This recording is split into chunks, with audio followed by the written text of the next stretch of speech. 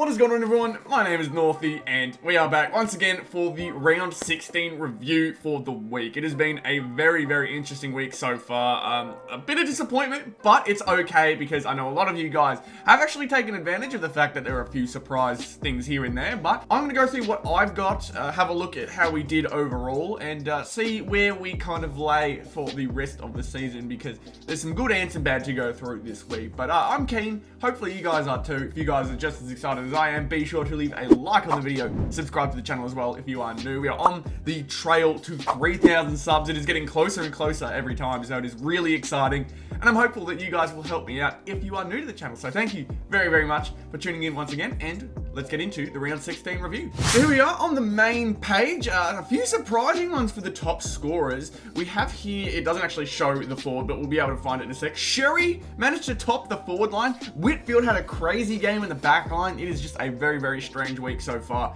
that we are going to get into eventually. But we're going to start off with the tips, because we are back to usual with the tips. We'll have a look at our score. 6 out of 9. We kind of expected. It's just the way it's been going as of late. But a few surprising ones here and there, like Sydney losing by 1 to Freo. That is a crazy outcome. I did not expect that. A chance to tie it for Logan McDonald, and unfortunately just didn't get the kick right, which gave Freo a win. Man, that was a crazy one.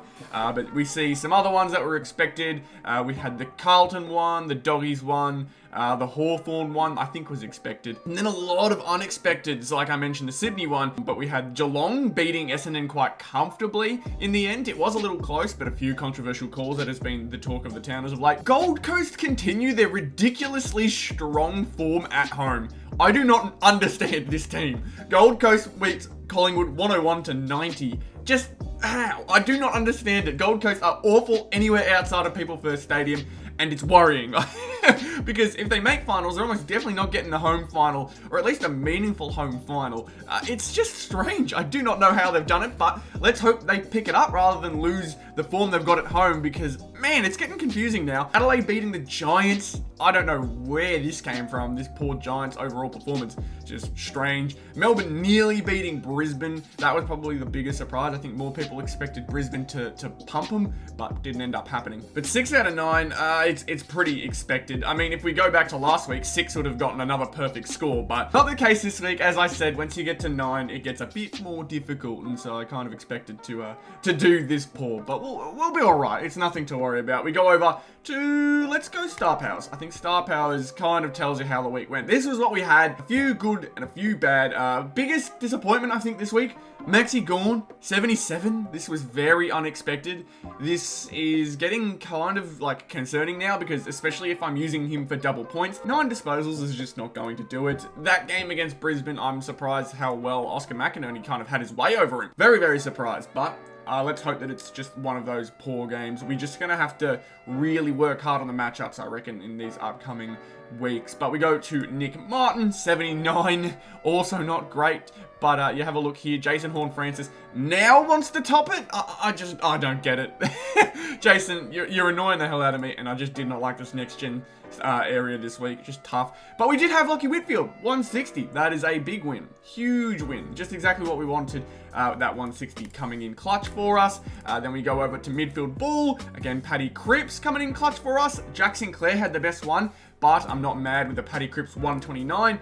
And then, of course, Errol Goulden, who we've also got his double points. Man, I think in the fourth quarter he had 50. It was really scary for a moment. But, yeah, 82, that is absolutely not going to do it for us. Not at all. With all these 100s that I'm seeing in this mighty section this week, yeah, we're just not going to do well with an 82. And that, in itself, gives ourselves a 527, 71st, which is honestly not bad considering how bad our Trailblazer, our next gen, and our mighty was. But thank God for midfield and defensive dynamo. It didn't crush us too hard. If only we had picked some good ones there, and yeah, we most likely would have had a prize card this week from here.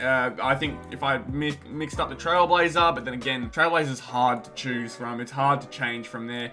and the Errol Goulden was probably the only meaningful one, but he's had 2 great weeks in a row, so I didn't think I'd need to. It's weird, just a weird week here. Silver Star Powers let me down a little, but it's alright. It's kind of the main theme of the Star Powers game mode this week, because Hayden Young was our defensive dynamo, and he had 37 points. That is awful. I do not know where this came from, especially considering that, like, he's coming off a 100-point week, and they just beat Sydney? Like, I don't know why Hayden Young, like, was he subbed out? Was he taken out? I don't know. It's just very strange how little he played, and I'm thinking I'm missing something, but it didn't help us. We saw Nick Martin. Tom Green was the only real positive from the double points and the Ultra Star Powers this week, as we got 106 times 2 from him. But yeah, 82 times 2, not good. 77 times 2, not good. And when we have Lockie Whitfield, who's dropping 160, and we have his double points, just a really unfortunate circumstance here that has seen us get a rank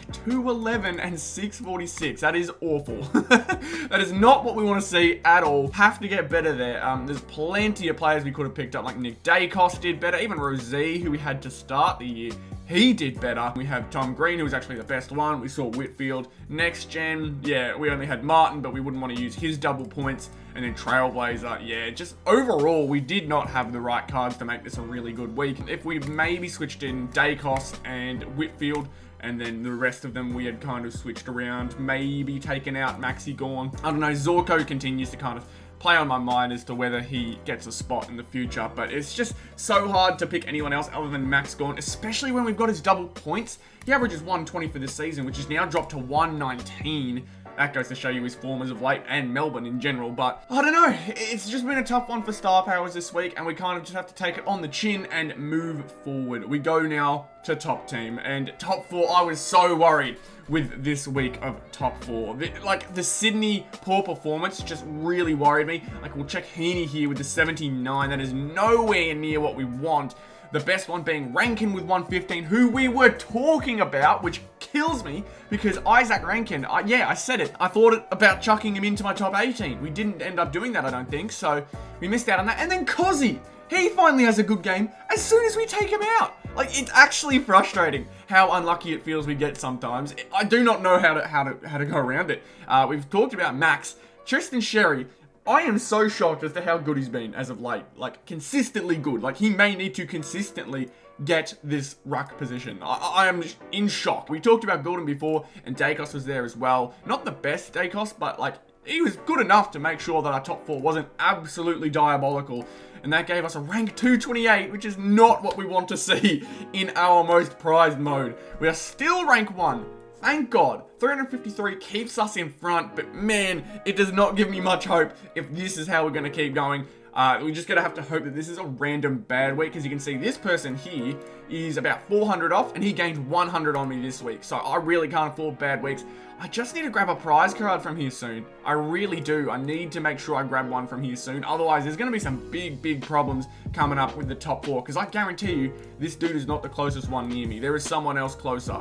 And yeah, I just can't afford to have more bad weeks. I need to keep it up. So, that being said, we still rank 1 for round 16. It's just worrying times now. We just really have to make sure we stay on top of these things and pick good matchups, because I think that's kind of what ruined us this week. Getting too comfortable with Heaney, getting too comfortable with Goulden, and too comfortable with Gorn. I think we need to try and find good matchups now. It's really up to that. All right, let's go to top 18 now, though, because this wasn't nearly as bad. However, I did mention the likes of Rankin. I wish I had put him in because, you know, not a great game. 41. Would have been nice to take him out and put Rankin in, and there's an honest-to-God chance I would have done so. Myers, he's having some good games back-to-back now. Had 100+ last week, but 92 is okay. You can see 4th. Definitely worth the pick. Danaher wasn't too bad either, but you see here, Heaney is just surprisingly having a few bad ones. Cameron, 57 is not what we want to see at all.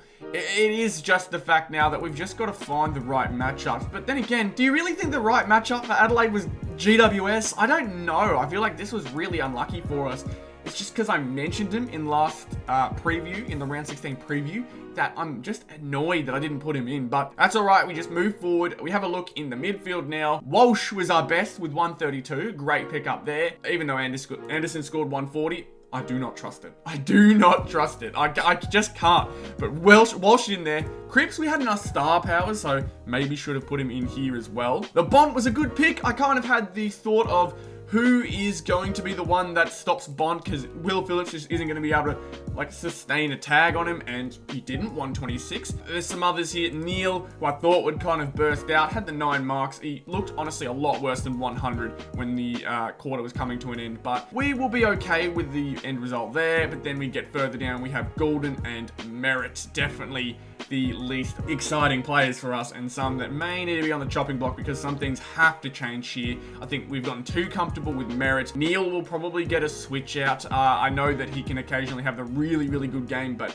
I'm kind of leaning towards Dunkley now. I think Dunkley just gets the consistent score more often. I'm thinking maybe Treloar soon and a reasonable matchup. I think because Bontempelli just dominated the way he did, Treloar wasn't needed as much. I'm honestly not sure. I'm just trying to figure out who and where the best picks will be for this upcoming week, because midfields was so difficult, especially because Noah Anderson is basically crossed off. Dylan Moore with a crazy good game. Like Clayton Oliver back to somewhat good form. Like it's just hard to tell. And then backline, probably even more. Like we had Whitfield and Newman, amazing. Sinclair probably was someone we could have picked up. Blakey, he can either have a really good or a really bad game. We had Dacos in here. Sicily seems to be stringing some good performances together, which is great for him. Luke Ryan, honestly, I wouldn't have been mad if I kept him in this week. I think, who did I have him in for? Yeah, Bailey Dale was the one I switched him out for. So, like, there's an extra 8 points we maybe could have got. I think the one thing that surprised me the most was Hayden Young. Just the 37. Just, wow, did not expect that.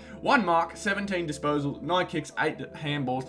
I do not know if he was injured or whether he literally just played that poor. I do not know, but I guess it didn't matter. They beat Sydney, so clearly something went well. I don't know, just really hard to tell this week. I do not know where we need to make some changes, but you can see Houston, thank God we didn't have him in again, 47. Baker's been one we've had a couple of times, 59. So we did dodge some bullets here and there, but like I mentioned before, Sheasel getting more forward time, and it means his score is going down more and more.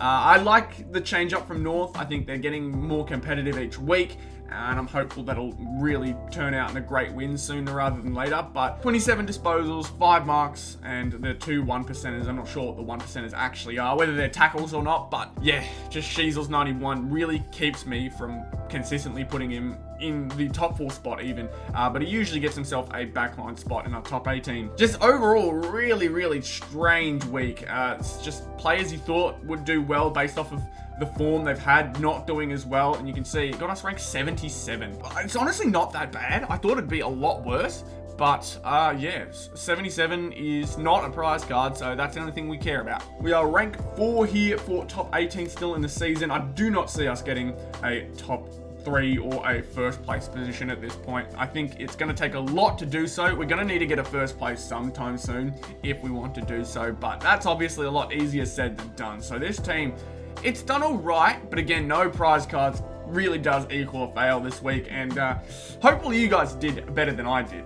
That overall is going to end the video. I hope you guys enjoyed it. Be sure again to leave a like, comment, and subscribe to the channel if you are new. Everything is always very much appreciated. Again, let me know in the comments how you guys did. Let me know if you managed to get a prize card and who you picked up, because I'd love to hear the success stories to kind of cheer me up from my kind of sob story this week. So it would be really cool, and we just got to move on and get into round 17 with a good week. Some prize cards next week. Let's get our fingers crossed. But yeah, thank you again for watching, and I'll see you all in the next one. Goodbye.